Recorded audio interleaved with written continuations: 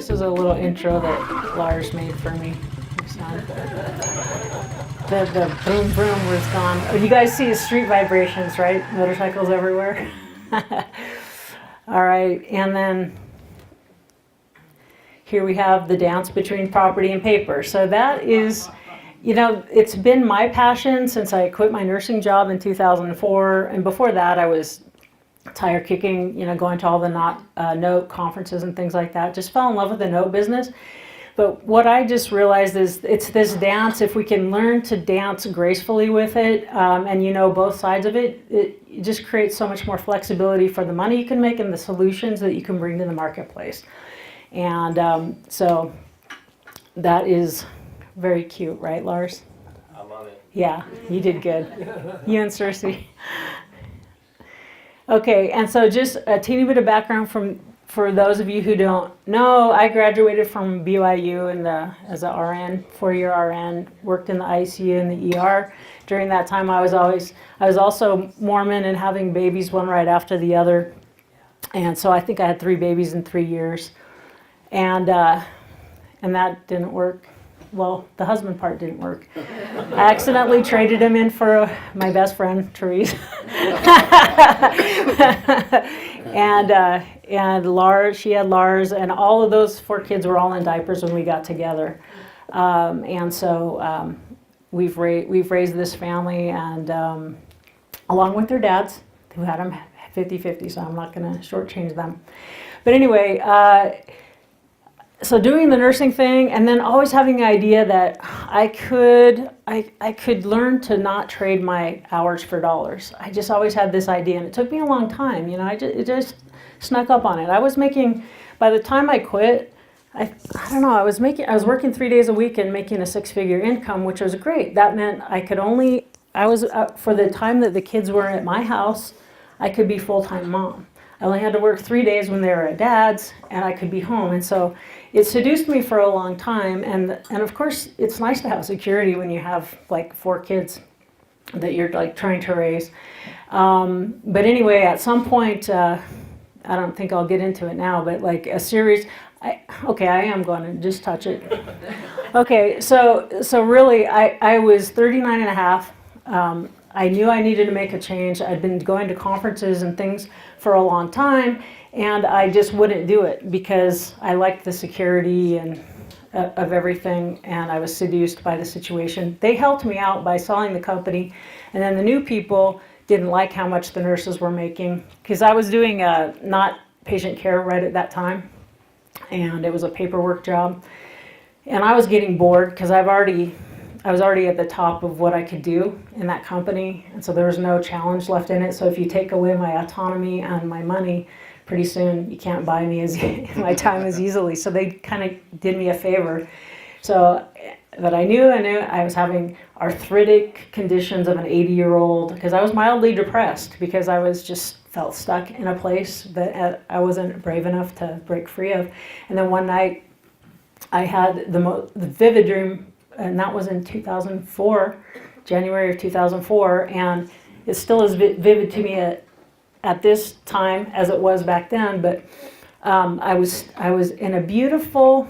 I was at the top of what looked like the Grand Canyon, you know, like the really orange rock, great blue skies, gorgeous, and I was standing at the top of this about 20 feet from the edge, and it went down like 2 miles. You know, it was like humongous abyss over the canyon, but it was gorgeous.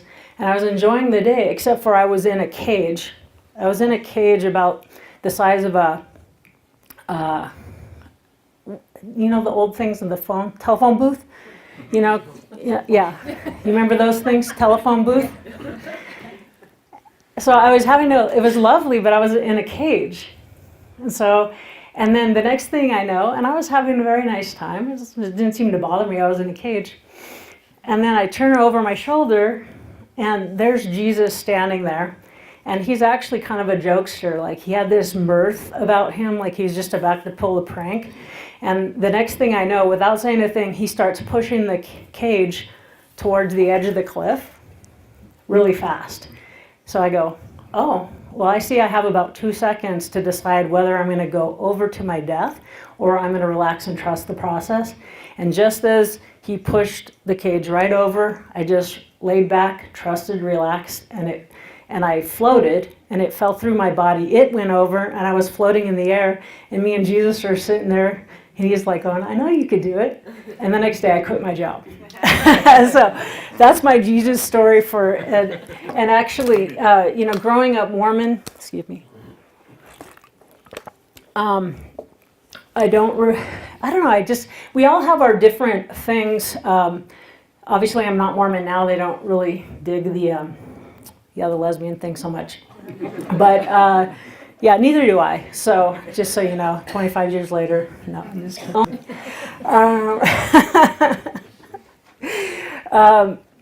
But there's the baby with the bathwater kind of a thing. I don't know. I have a deep spiritual, and I just think that's a super important part of life, whether it's Jesus or Buddha or universe or atheist or something that you believe in is super important. And what's really been the guiding thing for my career and my personal life. So anyway, that's Jesus has been a part of my story, even though the church kicked me out. So I guess the church doesn't own Jesus. All right, enough of that. Sorry. No, I'm not actually sorry. Okay, so then in 2004, I quit the job, and so I had a lot of learning to do. From going from W-2 to entrepreneur, that was an incredibly rough process for me. So it gave me the opportunity to become something more, not just learn something more. I had to become a whole different person. So I have really appreciated that. All right, so we went from the paddles, saving, doing triage on people's bodies to doing triage on people's financial situations or their retirement dollars. Creating financial solutions, just one mom and pop to another. Now what I'm going to do is just create some context for why I think, I obviously not the first person to teach this and care about it, but what I'm going to share with you is my perspective and my values and why it matters to me so much. Yeah, hallelujah. Hallelujah, brother. Yeah. Okay, yeah. So Henry Ford said, it is well enough that the people of the nation do not understand our banking and monetary system, for if they did, I believe there would be a revolution before tomorrow morning. Has anyone heard that quote before? That's kind of an odd thing, wouldn't you say? Some people haven't heard it. Have you ever? Who hasn't ever heard that before? Okay, good. Where have you guys been? Michelle and Quinn. You get in your seats. No, did you get a chance to eat? I did not. You guys go ahead, grab food, and coffee and orange juice is over there. I was talking about you, Quinn. I was bragging that there's a 16-year-old here and that you read Rich Dad, Poor Dad at 11 years old. And Sherry Hill's sitting right in front of you who is in that book. So, yeah, don't throw little wads at her back. I wouldn't anyway. I would. So, okay, and then this is an article called Financial Tyranny by David Wilcock, Divine Cosmos. So the nice thing about the Note Queen brand is if you're here anyway, this is my built-in disclaimer. So you just know I'm a little bit weird. So I'm just gonna take it for it's your own fault if you can't take a joke. All right. Since 1913, the currency of the United States has been owned and managed by a private corporation of international bankers known as the Federal Reserve System. This group prints Federal Reserve notes and loans them out to the United States Treasury. American taxpayers then pay interest to the Federal Reserve, banking families for the rights to use their money. These families can therefore print as much money as they want, give it to whomever they want, secretly with no oversight or input from the United States government. Former Reserve Chairman Alan Greenspan admits the Federal Reserve is an independent agency whose decisions cannot be overruled by any element of the legitimate United States government. That kind of sounds like a shadow government to me. So I don't know, that's pretty weird. And here's our Mayor Amschel Rothschilds. Okay, let me issue and control a nation's money, and I care not who writes the laws. And we vote, and we do all these things, and really this financial system really owns and runs everything. That's pretty scary. And then this is a great classic, The Creature from Jekyll Island by Edward Griffin. Where does money come from? Where does it go? Who makes it? We get a close look at the mirrors and smoke machines, pulleys, cogs, wheels that create the grand illusion called money. This book is about the most blatant scam of all history. It's all here. The cause of wars, boom-bust cycles, inflation, depression, prosperity. Creature from Jekyll Island is a must-read. Your worldview will definitely change. You will never trust a politician again or a banker. What's that crack about bankers? Are you a banker too? We'll talk about that. Yeah, that's right. You're a trust company now. This is a newer one, a book that I picked up, Collusion, How Central Bankers Rigged the World. He's a former Wall Street insider. Shows how the 2008 financial crisis turbo boosted the influence of central bankers and triggered a massive shift in world order. The IMF have overstepped their traditional mandates by directing the flow of epic sums of fabricated money without any checks or balances, endless opportunities for market manipulation and asset bubbles with government support. Anyone agree that there's some maybe asset bubbles and or massive manipulation of currency, whoopsies of the price of gold and silver? I think they're even doing that with cryptocurrencies now, keeping Bitcoin down and things like that. Since sometimes I don't know what's coming. Here's another thing, Solari report, Catherine Austin Fitts. I really think she's a great thought leader. What could you do with $21 trillion? Could that build a couple mobile homes? On September 10th, 2001, then Secretary of the Department of Defense Donald Rumsfeld said that for the 1999 Department of Defense budget, according to some estimates, we cannot track 2.3 trillion in transactions. Now, when I can't figure out what that 20,000 thing was in our books, I feel pretty bad. But 2.3 trillion they can't account for? Don't you think that's kind of odd? May I say something? When that appeared on C-SPAN, and reporters were asking him about that, and he literally shrugged his shoulders. I don't know. What he did. God, yeah, I don't know. Can't find it. And oddly enough, September 10th, 2001. The following day, the U.S. sustained the terrorist attacks that forever changed our world, and this startling revelation was largely forgotten until recently. Isn't that convenient? Very convenient. Take the attention off that little $2.3 trillion whoops-a-daisy. Now, anyway, so there's links there. She says, does anyone care? The government can't account for 21 trillion. Does anybody care? Forbes said 21 trillion in unsupported adjustments have been reported for the Department of Defense and the Department of Housing and Urban Development for the years 1998 to 2015. So just saying things are not how they seem. Is that fair to say? I just really feel like the monetary system is a debt slavery system, and it offends me deeply.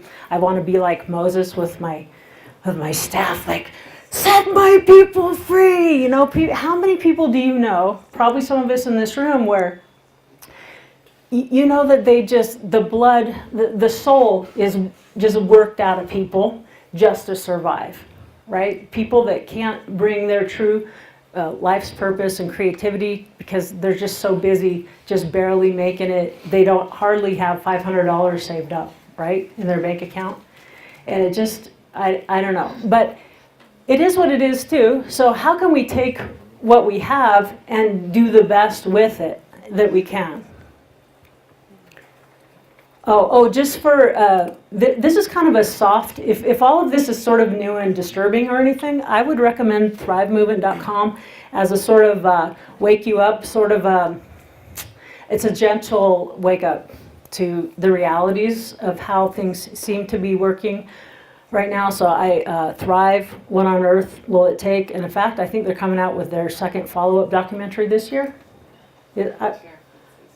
I would highly, highly recommend it because all of it's kind of screwy, but then, what are some real solutions that we can actually take? And so, number one, unplugging, the wealth vampires on Washington and Wall Street. I wonder who came up with this. Lars? I don't know who did that.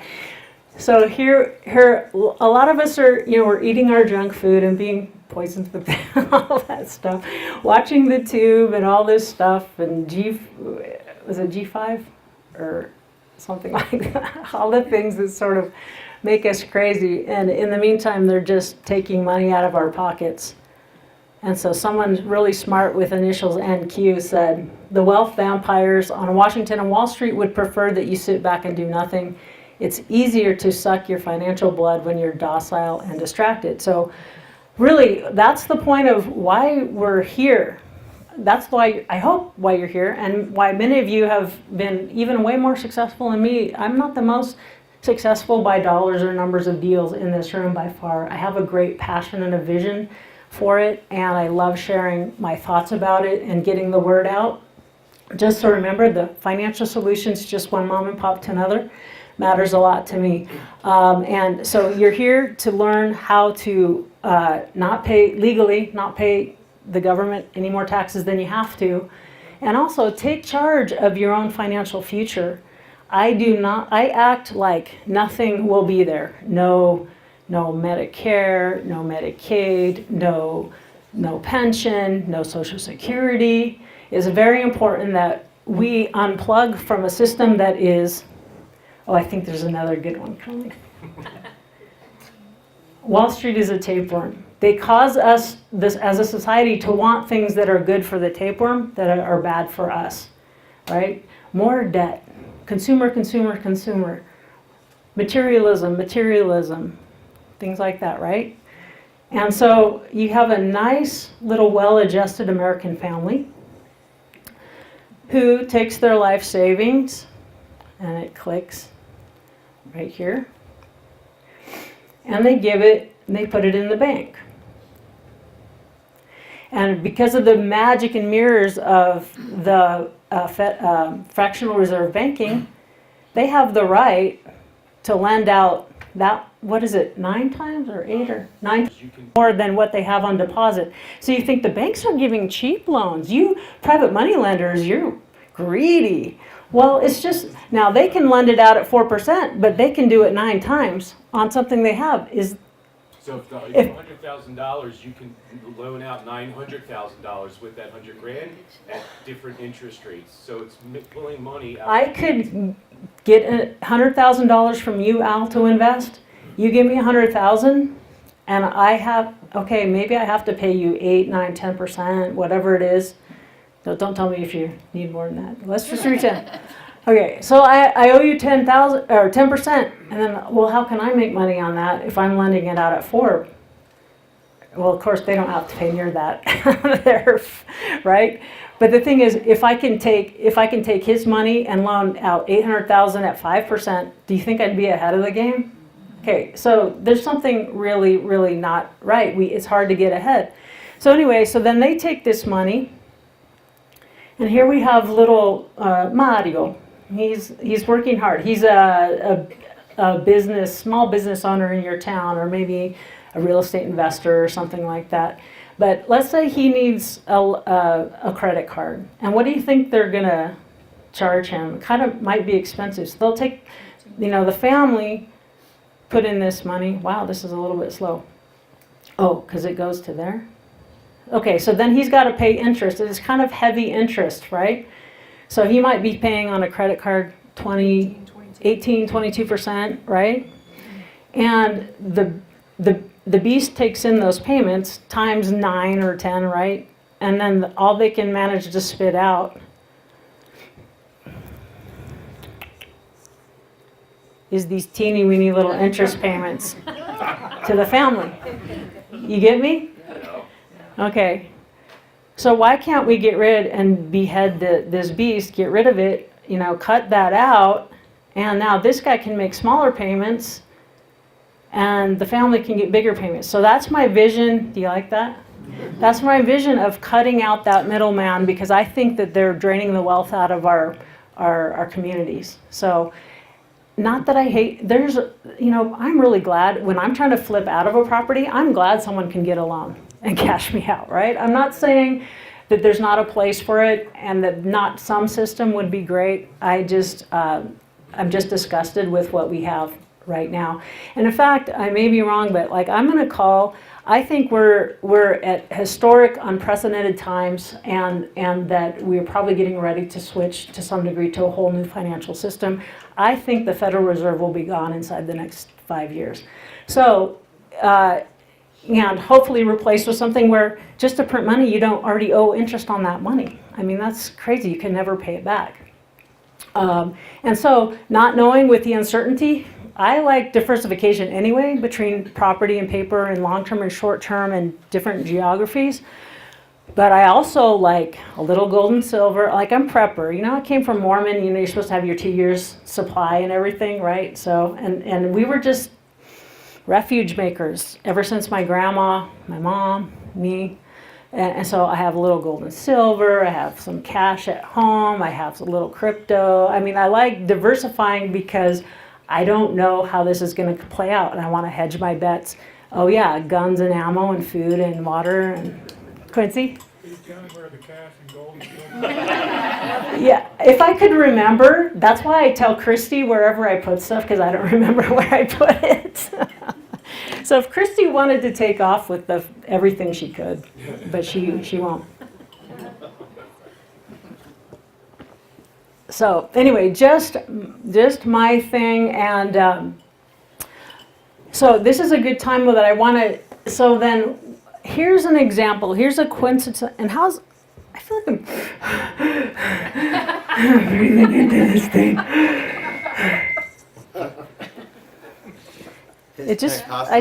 Registration fees are going to go up. Keep doing that. Al's getting excited. Now I'm getting all hot and bothered. Woo! I was trying to hold that thing. Okay. Sorry. Yeah, it just feels a little awkward. Like I got to be loud. How is the sound thing working anyway? It's okay. Okay. So not that then. Like it's one, I don't like to be a big complainer, right? Like wah, wah, wah. It's like, okay, you don't like that, then what would you like to see? So in this current system, and there's a lot of people who've used the system and been very successful, so, right? It doesn't matter, you can always create wealth no matter what, so far in our country, right? But here's what I do like, and here's what charges me on here. So when we moved from LA, can you all see this okay? Okay, we got the inspiration to leave like overnight, like quick. Like we just go, we need to get out of LA. We don't like the population density. If things are going to get uncertain, we just felt like we needed to change, and we didn't have a lot of time to do it. So like we sold the house, the cabin in 3 weeks. And we were up here inside of, 2 months? So there was only one house for rent in all of Carson City that was big enough, because we have 2 home offices. My wife is a professional illustrator, and I've got my little Note Queen thing going on. And so we needed 5 bedrooms. There was one house in all of Carson City that was for rent. So we signed a lease sight unseen, saying we can do anything for a year.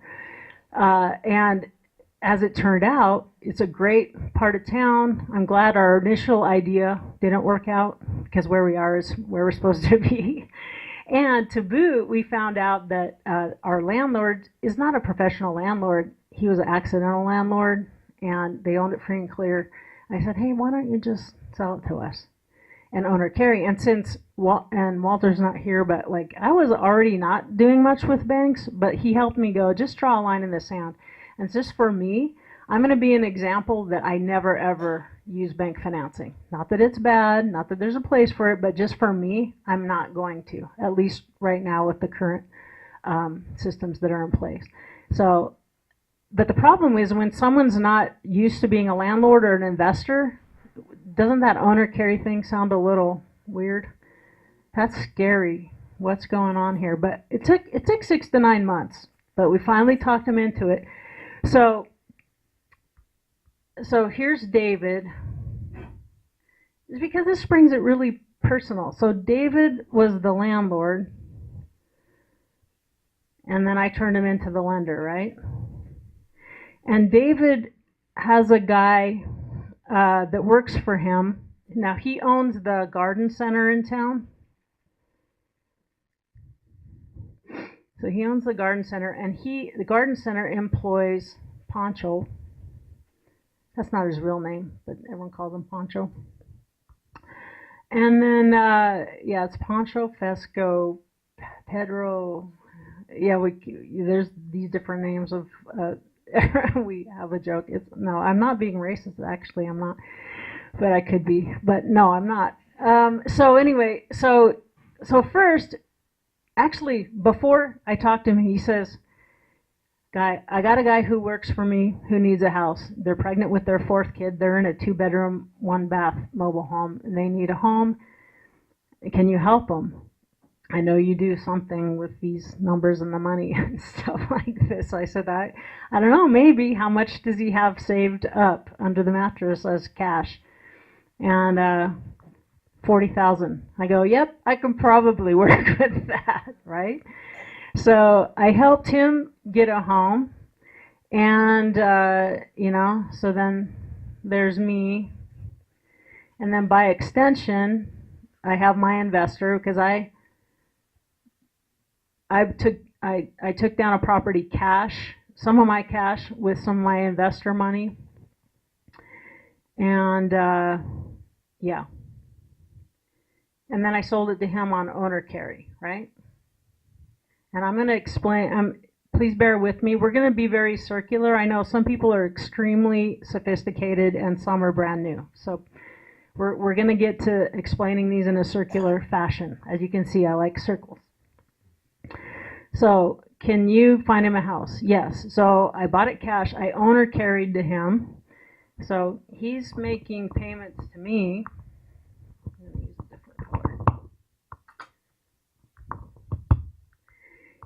Pancho makes payments to me, and I'm sorry, I am really racist because I love Hispanic payers almost more than anybody else. I've had the best luck.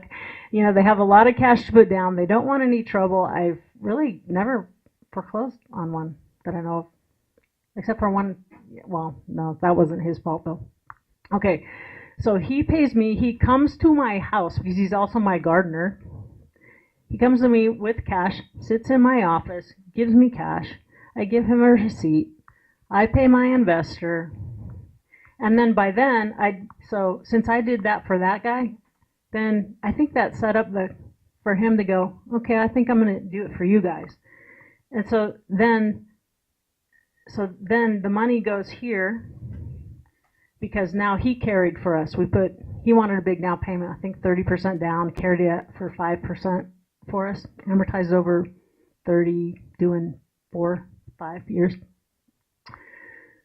And so, can you see this whole circle just happened?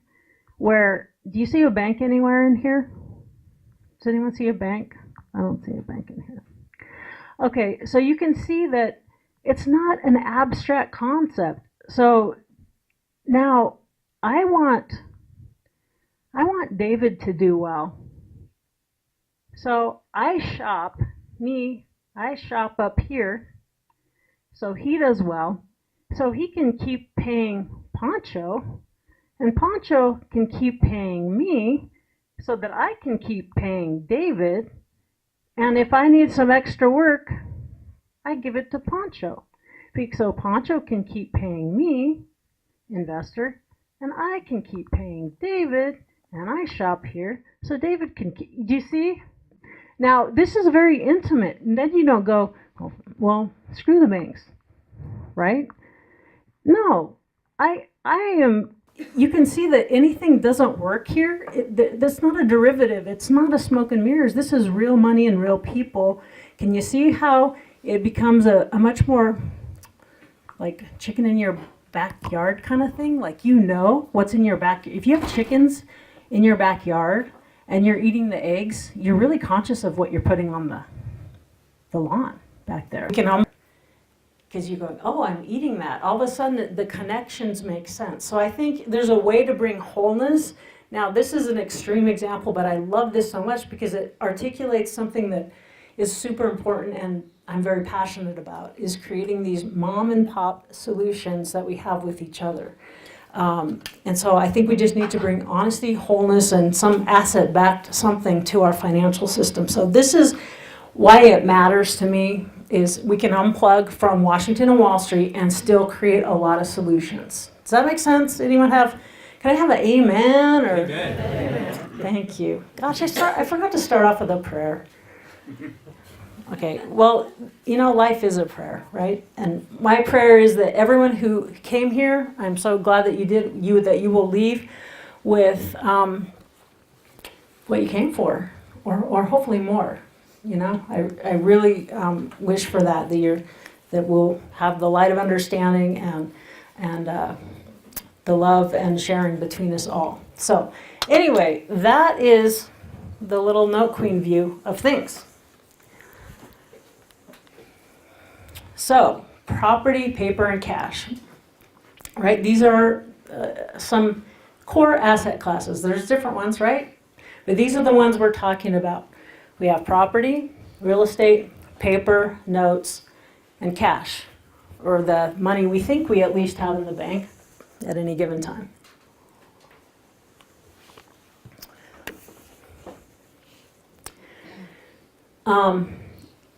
And how do we be as flexible as possible, right? So most people,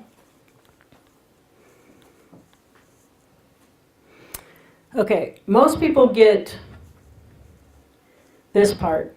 You take money, you buy real estate, and then you might even carry paper, but it's that piece that most people don't know.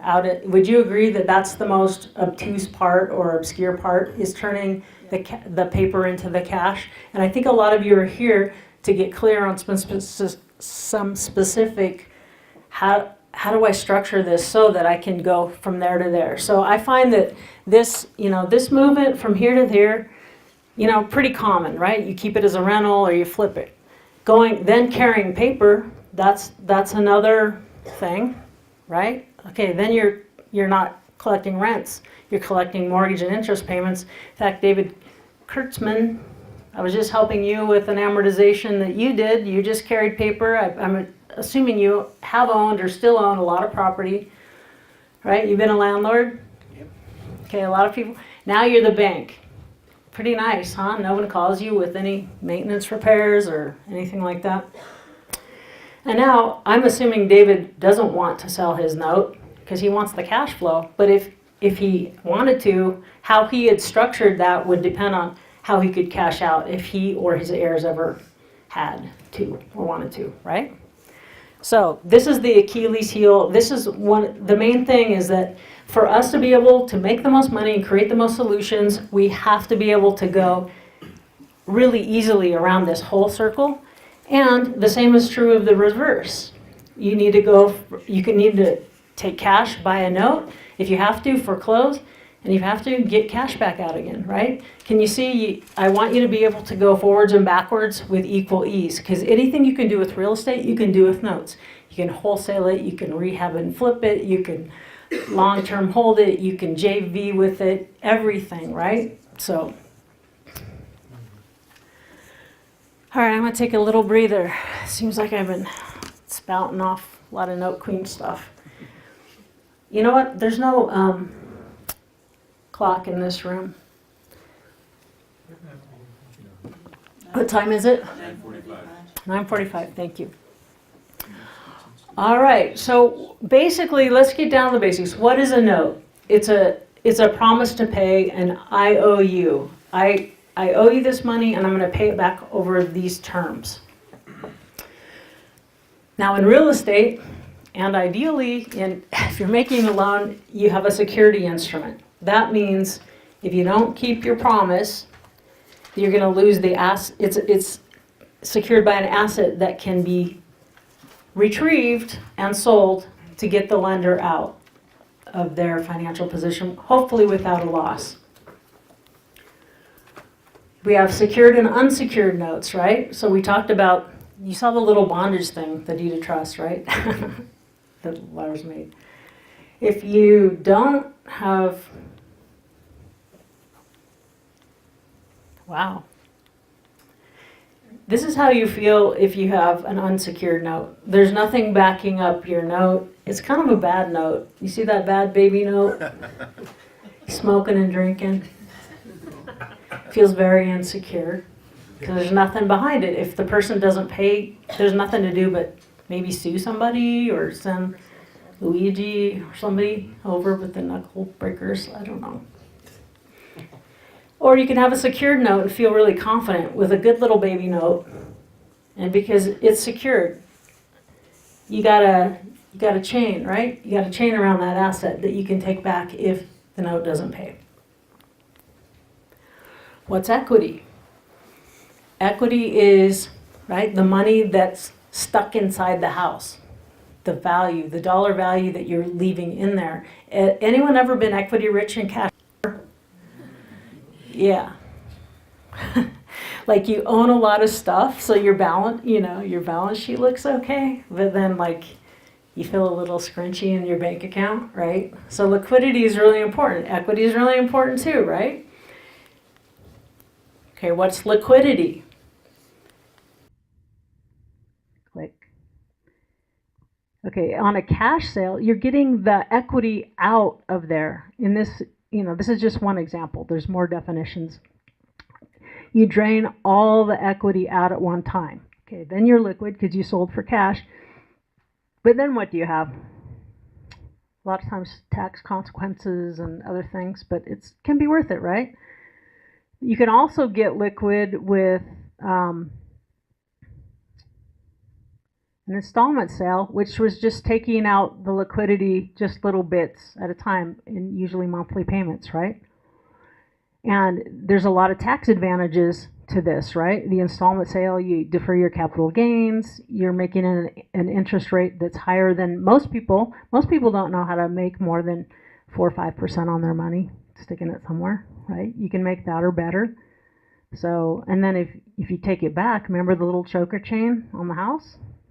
You can take it back and sell it all over again, right? If it hasn't lost value. I'm gonna have to figure out why this is so slow.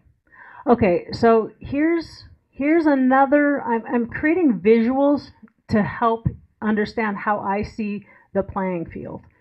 And this is one graphic where here's the players in the market from a transactional sort of standpoint. The goal is usually to be on one of the orange ones. To me, it's best to go for that, and any one of us can be on any, regardless of licensing. We can usually be on any one of those orange dots, and you should be able to move very fluidly from one to the other. This is also a rather religious symbol. How interesting. Balance, harmony, sacred geometry and things. So, okay. So we make money by being on any one. Either you're buying a property, you want to buy a property, you want to sell a property. We're not counting that you want to just own it. And then there's passive note investors. The professionals, passive note investors can be banks, private lenders, people who carry back, and then on the secondary market, people who buy notes from those other three. Now the professionals in the marketplace are real estate brokers who make a buck between sellers and buyers, mortgage brokers who make a buck between buyers and passive note investors, and note brokers who make a buck between owner will carry sellers and passive note investors. Okay, now that is happens to be another one that's the sort of a foggy thing. But you can see once we add the note broker part, or this part in, can you see, most people would have not made this a whole balanced equation, right? So now we can see that we can have a whole system with or without the banks. You can see the banks are only one little part of this, right? Now we're going to expand on this passive note investor. So where do notes come from? Where do notes come from? What is it? You know, we talked about, some people go, what's a note? Everyone knows what a loan is, but then it gets really foggy. Well, what's a note? Well, no, but I only buy deeds of trust. Well, see, you can see how it's all the same conversation. Here's where notes come from. This is the primary market or originations. So banks, they loan money. Private lenders, they loan money. And then there's this part. Owner will carry. Property sellers, they lend equity. They don't take money out of their bank account and give it to the guy buying, right? They're lending their equity. But they all end up with the same what? Note and deed of trust, note and mortgage. It's the same but different, right? It's just who's the beneficiary on the deed of trust. That's the only difference we're talking here. Some people go, no, but what kind of paperwork would I have to have if I'm going to do it? I said, it's a normal sale. You're going to go through title and escrow. But, you know, the only difference, yes, it's a real sale. Yes, it's a real everything. The only difference is who's the beneficiary on the note and deed of trust. So if you can explain it that way, it can help. Is this for real? So that's the primary market. That's where notes are created. That's where they come from. You know, if you're pregnant and you give birth to a little baby, no babies. Is it because you're a bank? Sorry, I had a lot of babies. It's just how it is. Okay, so now the secondary market, or taking assignment of one of these ones that was created up here.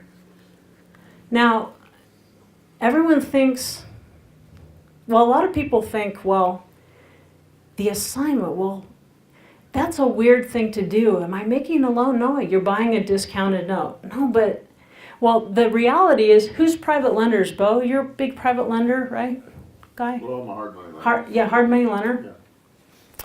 Actually, there's a lot of people. Steve.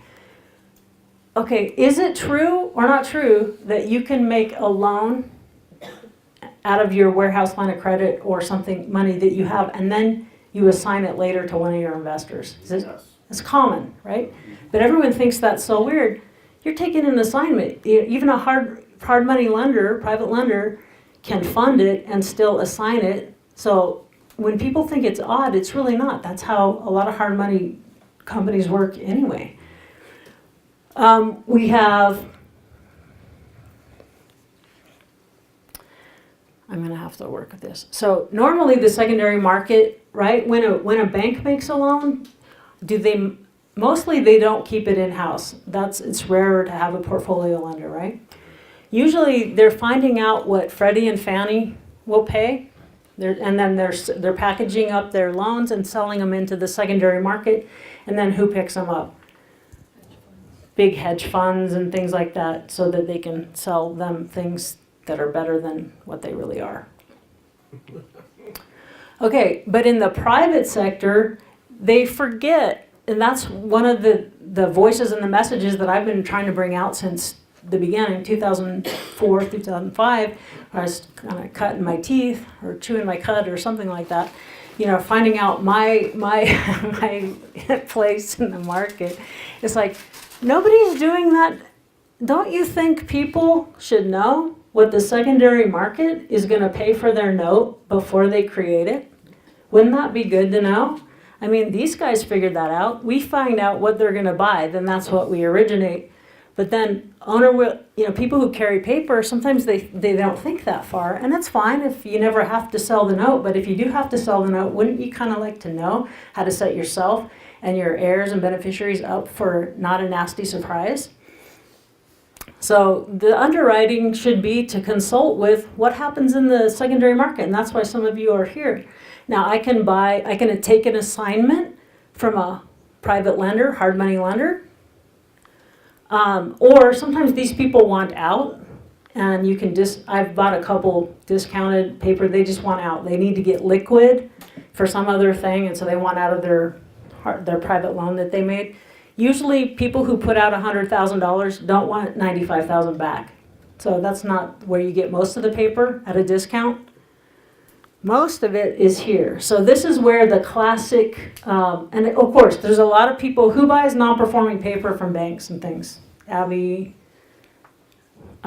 what's your name? Rudy? Rudy? Okay, this is a very hot topic, right? Ever since, especially the last downturn, 2008, 2009. And Sabrina Allen's going to be here to talk about that tomorrow. So you can buy notes from banks, but this is the classic note business that has been around for decades. Does that make sense to everyone? You still with me? Need more coffee yet? Okay. So this is where I function. Now, I can't be this, like an institutional bank, but I can do this. I can originate here, I can originate here, and I can be this. So there's 3 places that you and I can function on, remember, without banks involved whatsoever. Does that make sense? Any questions? Is it brand new for a few people? Please tell me whose this is new for. Great. Yeah. Thank you. All right. So just super quick, we're going to go through. Hopefully now you have the basis to understand how is an owner carry note is created and sold, because a lot of people will say, but how do you even sell a note, or how do you buy a note? That just seems so hard to figure out and so mysterious. And I think people make it that way because you can make a lot of money selling people courses and things if they think it's super rocket science or something, right? And of course, that was part of, I spent a lot of money before I learned that you don't have to spend a lot of money to learn this stuff. It's just part of it, I guess. Okay, so we have a house that the buyer wants to buy. He's got a down payment. He doesn't want to or can't get a loan from a bank. Like for us, that was me. It's not like I couldn't get a loan from a bank, but I didn't want to. I just don't. And now we have a seller. He owns the property. He or she owns the property. They're going to lend, remember what we called this? The money that's locked up inside of the house? Equity. They're going to lend their equity. This is going to drive me nuts. Okay. So they lend their equity, and the buyer gives the seller the down payment and also a promissory note. I agree to pay $1,000 a month, at 6% interest for the next, 15 years. And if I don't keep my promise to pay, I'm giving you a deed of trust so that if I don't keep my promise on the promissory note, you get to take the property back through foreclosure or deed in lieu or something like that, right? It's a real sale. The buyer gets an owner's title policy, and the seller, since they're now a lender, should get a lender's title policy. A lot of times people forget that piece. You're really a lender, and maybe it won't matter. They'll tell you, oh, it doesn't matter on owner carry. Yeah, but if you want to sell the note, some of us like to have a lender's title policy. So you should just have it. Okay, so it's same. This is the same kind of paperwork that would be in any typical sale that involves a loan. It's just that the lender is the seller. It's a mom and pop person. So the buyer on the hazard insurance policy is the named insured, and the seller, as the lender, is the lost payee or mortgagee. So this looks pretty typical, normal, any type of deal, yes? Yes or yes? You can give me $20,000 later if you want. Okay, now the seller has been happy. You probably, doing owner carry probably helped them defer capital gains, probably helped them get top dollar for their property, helped them sell without a lot of hoo-ha. I mean, you can close these fast, right? 7 days or less, depending on how fast title can get their prelim done and things like that. Super easy. Owner carry is easy. Arun? So question, is this owner carry seller has to be on a property that is paid and clear? To do owner carry, does the property have to be on free and clear? Who's gonna answer? No. It doesn't have No. to be free and clear, No. but it has to have a low balance owed. It's not gonna work if you are seller, I mean, if you're seller financing a property that's $60,000 and you owe 50, you're going to be paying, robbing, like waiting for this money to come in, very dependent on the way that this borrower pays. But if you're only owed, if you have a $10,000 balance and you're selling it for 60, you have a lot of breathing room, and it would be more recommended, it'd be mostly recommended to. It's nice, yeah, it's nice to have equity, but not actually even, If you're planning on necessary. selling the note, then yeah, you're not gonna sell a note. If you have no equity, Quincy, I'm just gonna say, I have a little example, a couple examples of that in my talk, so. okay, Quincy is gonna talk about this, great, because like I just took over something that has like no equity, and I'm super happy. I'm super happy. But they're not trying to sell their note, right. right? Well, right, there's different, that can apply differently to different situations. Yes, and it just depends, but the thing is, there's owner carry strategies with or without the loan, the property's encumbered. Now, the simplest example is there's no loan, because then people don't get all screwy in their head, right? It's just easier to think about, but, yeah. So then, let's just say they're happy collecting those payments every month, and then all of a sudden they have a need for a big chunk of change instead, for whatever reason. They're taking a vacation, they have medical expenses, they're helping a grandkid with college, whatever, something happened, right? They, just like if you're buying properties, there's a reason someone's a motivated seller and will take a chunk of change, easy chunk of change now and leave some meat on the bone, right? Same with the paper. So let's just say, they wrote this at 6%. Well, a note buyer probably is going to want more than the 6%. So what does this note buyer have to do to get a higher yield? They have to discount. So the remaining balance, let's say it was a $100,000 sale. They put $20,000 down. They have an $80,000 note. Number one, note buyer might say, number one, if this is really worth 100, the most I want to be exposed is 65 cents. So that might be the top that they would pay. Then if you calculate the yield, it might be fine. It might be 8, 9%, something like that, right? Just discounting a little bit. So anyway, we'll talk more about those specifics. So then what happens is the note buyer gives the seller a chunk of change for the right to receive the remaining payments on the note. So what happens? It's super complicated. It can be seen in this one cartoon. They assign the note. So I've done it two different ways. Sometimes they just turn over the original note, not a copy of the note. Can you cash a copy of a check, or do you need the original check? Anymore, Get- it doesn't matter. Yeah, now it doesn't matter. But I like the original note. And who knows if I don't want them selling it to 3 people in the same week. I want the original note, right? So they turn it on the back, pay to the order of, note queen for value receive. Hopefully, with recourse, I guess. That would be nice. They don't have to say that for it to be implied. But anyway, so they endorse it almost the same way you could endorse a check, or you can attach by a launch an assignment of the note. Either way. And I'm not a legal expert on the various intricacies of one way or the other. I've done it both ways. Haven't had any problems yet. Okay, so is that pretty simple? Send me the original note, and on the back of it, just write, pay to the order of, blah, blah, blah. And they sign it. And you keep the original note.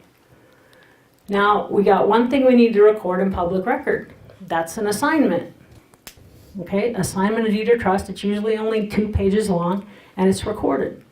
And I like to go through title. There's people in this room that, are kind of like old West cowboy types that just do whatever they want. But I like going through escrow and title because I just like a third party to make sure that there's no other weird things going on, and that I have someone to go back to if something made a mistake, right? I want that title insurance anyway. So assignment of deed of trust. So you take one note, assign the note, you record an assignment from that seller. That seller's going to assign it to the note buyer. And you record it. Super simple. And then sometimes you have the lender's title policy endorsed over. Sometimes I do, sometimes I don't. And you call up the insurance company and say, the note buyer's the new mortgagee. And next thing is the seller sends a goodbye letter to the buyer and said, hey, I just sold your note. It's kind of like a change of servicer you get with a regular bank. That's not so different, is it? Goodbye, I've now sold. You're going to be making your payments to this person. It's actually nice if you have a third-party servicer. Very clean. And the note buyer sends a hello letter. Hi, we're the new owner of your note. Here's where to send your payment, how much you owe. If you have any questions, blah, blah, blah. We'll be sending you a statement every month, blah, blah, blah. And voila, the buyer starts sending the payment there. Neat. That is the whole note business in a nutshell. So pretty great, right? Any questions from the new people? This whole process, does it go at one point through, like, would you have to have a formal purchase sale? I mean, a formal sale, or is that just the promissory note? So you're asking, like, real estate, is this a real sale? Like, that's the way I usually do it. We have a sales and purchase contract. We have an escrow and title company complete it just like real estate. To me, it's just cleaner, and especially if I'm bringing in investor dollars, the cleaner and everything is, the better. You don't have to, right? I mean, you don't really have to. If you're really good and you've searched public record and you could have enough financial wealth that you could personally pay for any mistakes you make, I guess you're in a different category, right? But I use title and escrow just like when I buy and sell property. Question? Aru? So is the note ever recorded? Excuse me? So is the note ever recorded? The note is not recorded. Okay, Only, so you'll notice, like, is there any state in which notes are recorded? No. Florida or Arizona? No? Does the note have to be notarized? No. No. Right? The note's just a promise to pay. It's just a personal agreement, frankly. It's a personal agreement. The only thing that makes it binding is that deed of trust, because they're going to take your property back if you don't pay. It can be recorded. I mean, there's no prohibition. Yeah, you can, I guess you can record it, but you don't. Not if it's not notarized. Yeah, it has to be notarized, but typically they're not. It's only the deed of trust and the assignment of deed of trust. And in these, for the people that are buying the bank paper, right, it goes, you'll often see a long chain of assignments. The first deed of trust, then the assignment to this company, and the assignment to this company, and then maybe you're the fifth or sixth person down, taking the final assignment. So when you're looking at those collateral files, you want to make sure that the chain of assignments all makes sense. They got the right recording data from the original deed of trust, and the legal description is right, and it goes da da da da da. Does that make sense? Thank you. Thank you. Appreciate questions. All right, so now I have to see what time it is. Oh, not that thing. Okay, I'm going to go for, I have some examples. I'm going to go through them kind of fast because I have an example that I think helps bring it full circle for me. And so what I'm going to do, I'm probably not going to do a formal, this will be the end of my, possibly, and we don't know what's going to happen because I don't know who's in charge of this meeting, but it can be unpredictable. But I'm going to do this formal part, and then a big part of why we're here is people have certain things they want to discuss. So we're going to have I want to make sure you guys leave with what you came for. So bear with me that I'm going to take a little bit longer. If you need to use the restroom, it's right across the street. You need more coffee, water. So here's just an example. I'm going to just just drill this into your head because this is a model that I think helps people understand how things work. You can buy property with cash and keep it as your home. Not rocket science. You turn cash into to property. Okay, you can buy with cash and have a bank loan and keep it as your home. We all know that one. So you put a down payment to buy that home, the bank gives you the money, and they give you a note and deed of trust, right? And it's your signature. Your signature. The note saying you promise to pay the bank, and if you don't, yank. Okay? And you make little payments to the bank every month. Or big ones. Hopefully not an adjustable variable. Okay, now, if you buy on owner carry terms, like I told you, I bought our house from David. And so we gave him a down payment, except, and this is, we didn't have an outside party, no hard money lender, no private lender, no bank. So I'm going to show you how it's just, he lent us the equity to buy his own home, right? And he turned that equity into a note and deed of trust. And you can see that the payments stay inside the system. There's no third party out there. And same thing, if we don't pay, he gets to yank it back, right? You can buy property with cash and hold for rent, because what we're here for, I think most of us are here, how do we get cash flow into this green circle? And we should have a lot of different ways to do this, right? Let's get cash flow into this green circle. Lots of ways to do it. And you hold it for rent. So you rent it out and you get cash flow. Oh, I like little bits of money into that green thing. Okay, if you have to leverage a bank loan, if you couldn't pay cash for that, here's how you put your down payment, turn it into property. You start, the bank gives you a loan, deed of trust, you get the payments of rent. Most of it goes to the bank. You keep a teeny part. Hopefully you keep a teeny part, right? Hopefully it at least carries itself.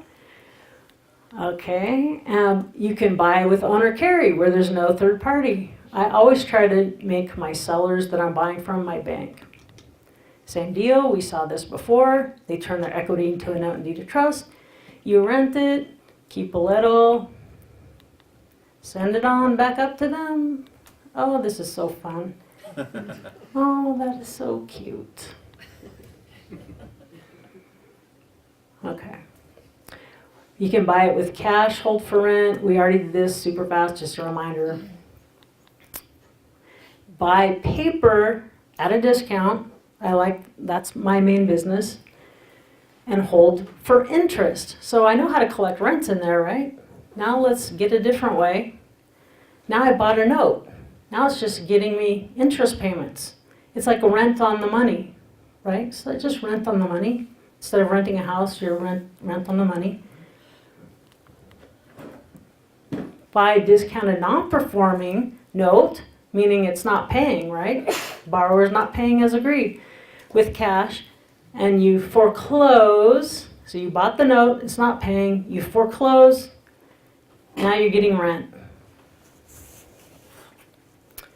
Right, so you can see how much we're just playing around this circle, back and forth and back and forth. It's not hard, right? It's not confusing. Now you decide to sell to your tenant with owner carry terms for interest. So you've been collecting rent, you bought the note, you turn it into property, now you're going to turn it back into paper again. Right? Now you're going to collect interest. You're still getting a bunch of little money packets into the green part. I like that. I like that. Now you want to cash out of your note. Probably, maybe sell the paper for cash. Kablam! Now you're all there again. Isn't that fun? Right? Now, remember we knew this one, blah, blah, blah, remember? But you buy with a bank loan, hold for rent. Now, here's not my signature. Coming back to Arun's question, what if you have a bank loan? Can you do owner carry? You can.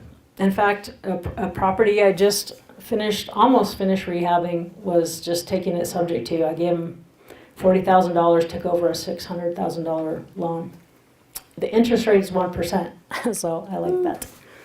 So I can make that cash flow. So I don't care that I don't have a lot of equity, but I have amazing terms that I'm leveraging. But it's not my signature on the bank loan. So that's how that happens. I put a down payment, and I get the money, and I just make the payments for her. I keep her credit really good and squeaky clean.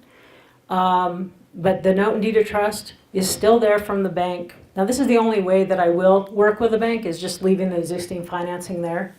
As long as it's not my signature on that note and deed of trust. Did you say, gentlemen, you bought that $600,000 property with $40,000 subject to? That was the structure of that deal?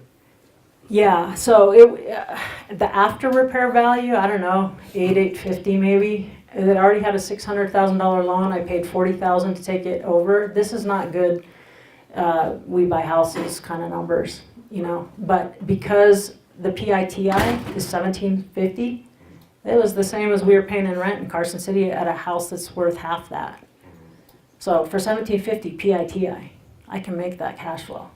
Right, so and then with the fix-up, I have no equity. I really have no equity. If I sold it now for cash, I would hope to break even. It might be close, right? But I don't care, because I got 20 years to ride the financing, so I don't care.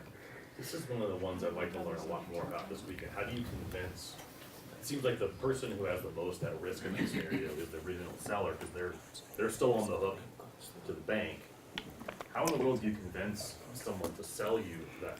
Yeah, how do you get someone to do this? It's because you do bad things and you get good at black magic and it works. No, At the end of the day, if you don't deliver, then they are the ones. Guess what? They're this close to going into foreclosure anyway. I mean, if their tenant doesn't pay 1 month, they can't make their mortgage payment, and Or they may already be in the foreclosure process. they're this close. They don't live in the area anymore, and so the tenants own them by the ovaries. Okay. Or the cajones. Los cajones, sí. Correct saying.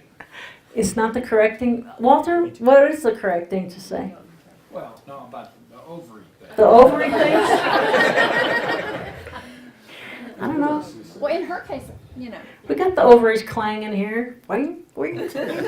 The back of the truck, Oh my goodness. You seen that? Did I ever say no, queen? So take it all with a grain of salt. So whatever. Yeah. What do you do when the lender calls the loan because interest rates have risen? That is my biggest risk. So if they call the loan, so I took great care in how I structured the ownership to make that. So I have it's risky. I'm not saying it's not risky. I could get out barely with my skin if I had to sell right now. I'm just hoping that I can ride it long enough to where there's appreciation, or I have my seed capital back and it's all free money from there. It is a risk. she also has a really good network group of private lenders that probably would come and help her out. Yeah. 1%, that's a good group. I'm sure I'd have to give up a piece of the equity or cash flow because it's going to be a short-term rental for now. I might move into it later when I'm even older and grouchier. Your question about that, you've got to protect the person whose credit is at risk. Right. Yes. And because when that deed goes from that person to Dawn, there's no way for them to get back in the deal if Dawn doesn't pay. So you've got to protect it, and typically what we do is we have a mirrored mortgage. Yes. Isn't that what you do? Yeah, so it's a wrap, and then I also have a third-party servicer so that everyone's nose stay clean, right? No, I don't actually. I should do that, but I didn't in this situation. But I normally do. But the thing is, they were this far from having trouble on that property, and there is no other investor who has a brain on that's going to give them $40,000 and take over a $600,000 loan. The numbers don't make sense as a regular rehab flip, so there's hardly any other investor besides me who can see a different value in it than the average typical investor. So I gave them $40,000 so they could start over and buy a house in Arizona. So they're super happy, and we're still in contact. I mean, we have a very good relationship. And you always want to keep contact with them. Yes, Is also referred to as an AITE? Is it the Yes. same thing? Okay. all-inclusive deed of trust, all-inclusive promissory note, or a wrap around. It's all the same thing. Same thing. It's just, when you do the wrap, can you see that the note and the deed of trust are just bigger? That's like a wrap, an all-inclusive trust deed. The thing that's owed to me is bigger on what I owe, right? So that's why I was trying to show that it's just bigger. That original loan's still there, but the seller had some, let's say in another example, they have equity. I just create a bigger note. I don't get why you wrapped it. Pardon? Why did you wrap it though? Why wouldn't you just buy it subject to? In the one we were just talking about, I actually did do subject to, but if someone's got equity, Oh. then they wrap it. So, right? Because I don't want to put maybe I don't want to give them $100,000 for their equity. Maybe they have to leave some of it in there. So maybe the loan is 150, they owe the bank 100, That makes sense. right? So then I get the money from the wrap and then I pay the bank and then we're all happy. So basically super fast, I can buy with hard money and they give me a note and deed of trust, right? And I send it to the hard money lender. Then I turn it back into cash when I sell the property.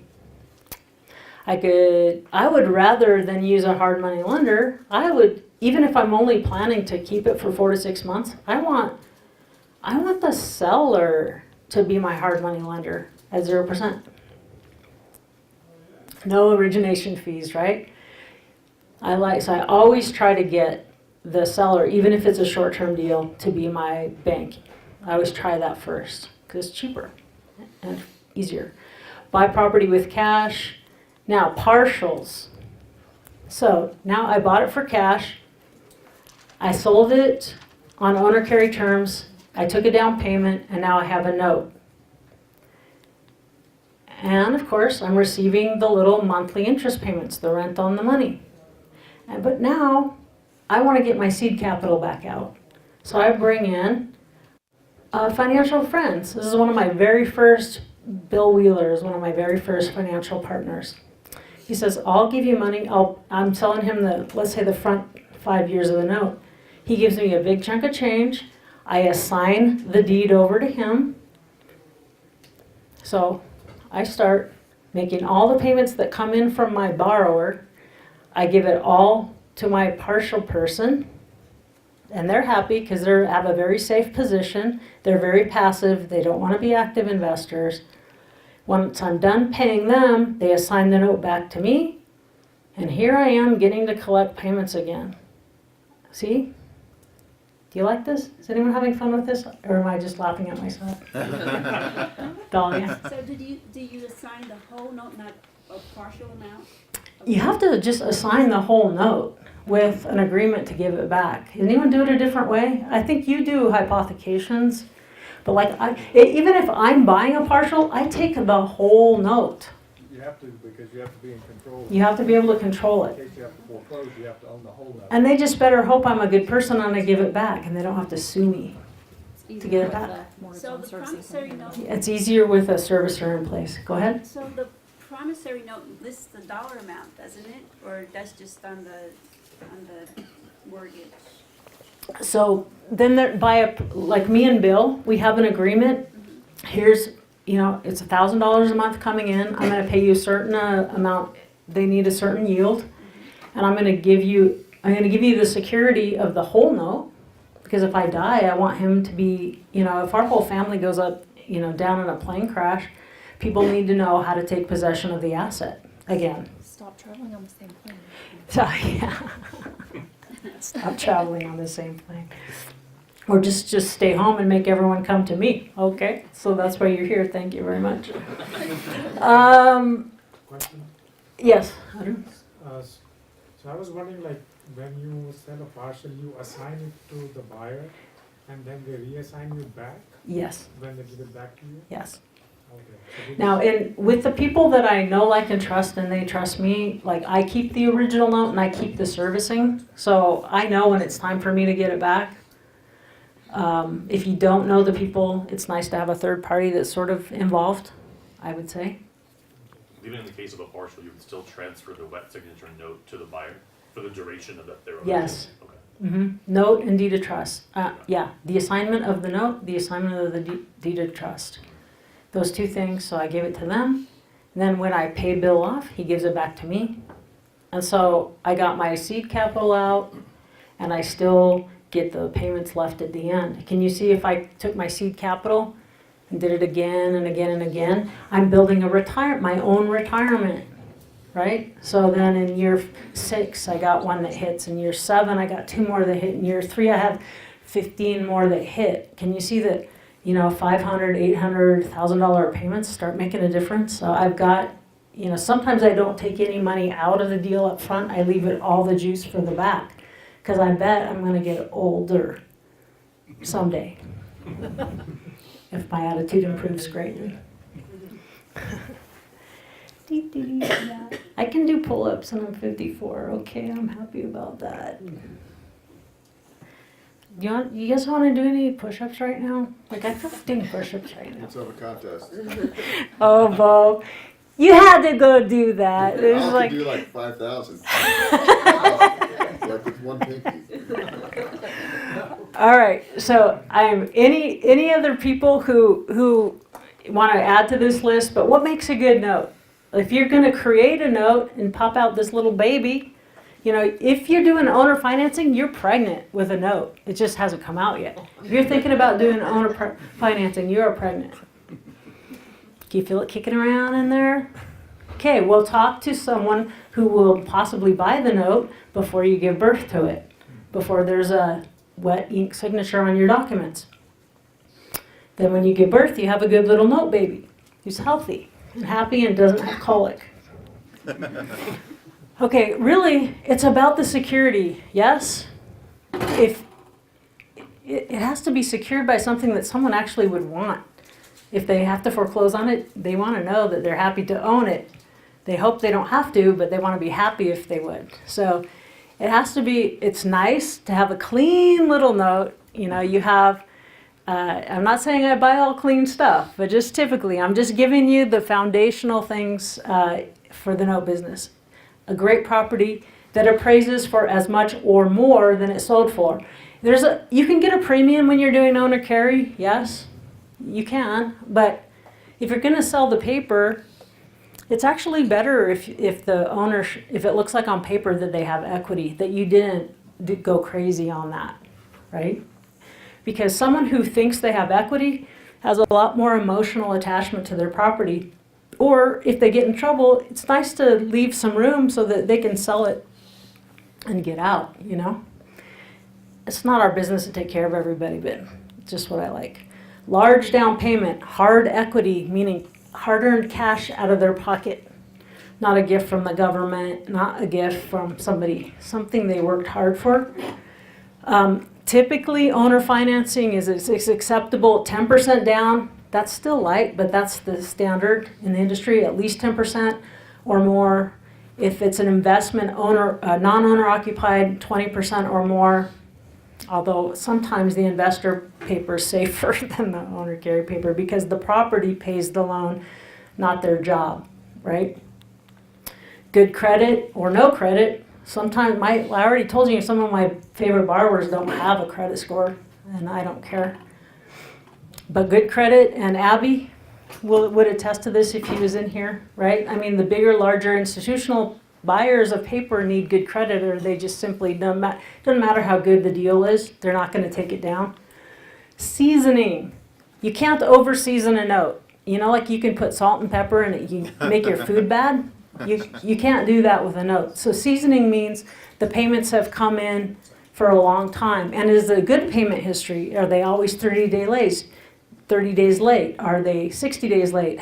Or are they on time every month? Makes a big difference. You want the highest interest rate or face rate on the note that the borrower will accept, agrees to, and can afford. And that's where the Dodd-Frank and ability to pay guidelines, even for owner carry, came in, because they want to make sure that you're setting up, especially, and mainly only in most states, homeowners. You want to make sure that you're setting them up for success, right? You're not going to do anything that just makes it very likely that they will default and lose their home. So I started with what can they afford, and I reverse engineer to what I can do with that deal. Okay, a shorter term, more money sooner is typically better. Just in general, doesn't mean all the time, but I like a shorter term can be better, or an amortization schedule. But not too short. If it's fully amortized, if it's too short, even if the calculator might say I have a 15% yield buying that, it's only $10,000 extra in my pocket if the amortization's too short. Like one time someone wanted to sell me, had 3 years left, and they only wanted to take a 10% discount, and then I would have tied up like $90,000 and made $4,000 in profit over that 3 years. Didn't make any sense, right? So anyway, short term, more money back sooner for the investor. And I like a balloon if it's allowed, which sometimes it's not, but by someone who is likely to be able to pay it off. And Steve will say that he thinks balloons are baloney. He buys the note as if the balloon's not even there.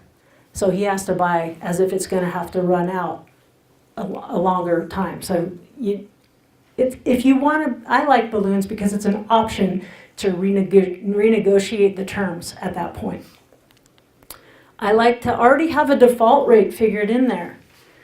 I want to know if they go into default and I'm heading toward trustee sale, I want to know that I'm getting paid because I'm having to deal with the note and I have more expenses and more grief.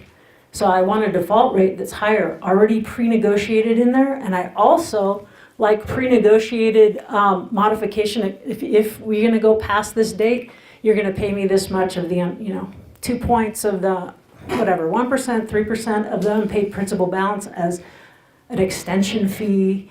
I already have that in there. And so then you don't even have to work that out, right? I like that. And then I like buying notes or in where there's favorable foreclosure laws, and I like title insurance. And a licensed servicer who impounds for taxes insurance is a lot of times nice. It's not always necessary. I like having a servicer is a good thing. And I like a due-on clause and a late payment provision. Anything else that people want to add to that? What makes a good note? What you look for if you're a lender making a loan or buying a note? Do you ever link your rates to the going rate with the feds? Prime? Do I ever link my rates? Well, not directly. No.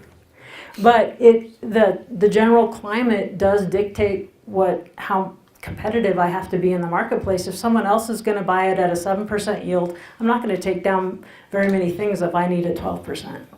You know what I mean? So it depends on what the going rate is for things. Anyone else want to make a comment to how you determine the interest rate you're going to charge or what yield you need on something?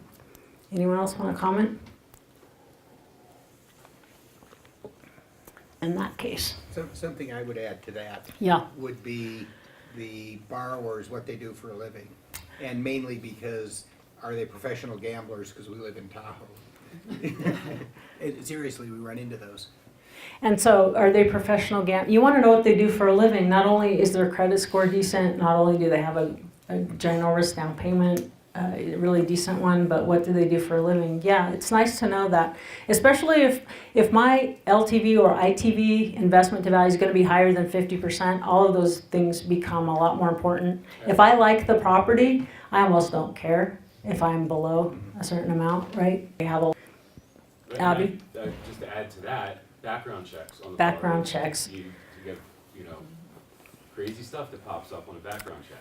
So, and you just never know who you're married to that person, so to speak. Just want to be cautious. But no benefits. No benefits. Well, this they pay you, that's a pretty good benefit. I mean, Good benefit. one time I bought a note at a discount. And this was my first note that I bought on the others in Connecticut somewhere. Okay, and they're different back there in the East. Like when you get to the legal proceedings, I didn't realize how different they are than out here. So this was a seminar, but I thought, oh, I can't possibly lose because, you know, the buyers, they put, you know, it had to be done quick. Like this seller is like, either take this price and do it or not. Seller's leaving the country, never coming back from the Philippines. And it was in default. Well, they put $100,000 down. So clearly they have a lot of skin in the game and all of this. Clearly they have a lot of financial resources. So what it turns out is I thought, clearly I can get this paying again and I'm going to do really well. I can work out some sort of loan amount. I'm sure I can. Well, that $100,000 came from somebody won the lottery or something like that. I mean, I didn't have time to check it out and I thought that I was really safe not even caring. I got out from that deal, but that was lucky. I mean, just like, that's the first time I go, oh, just don't assume that a ginormous 50% down payment doesn't always mean something. Usually it does, but in this case it didn't. So, interesting.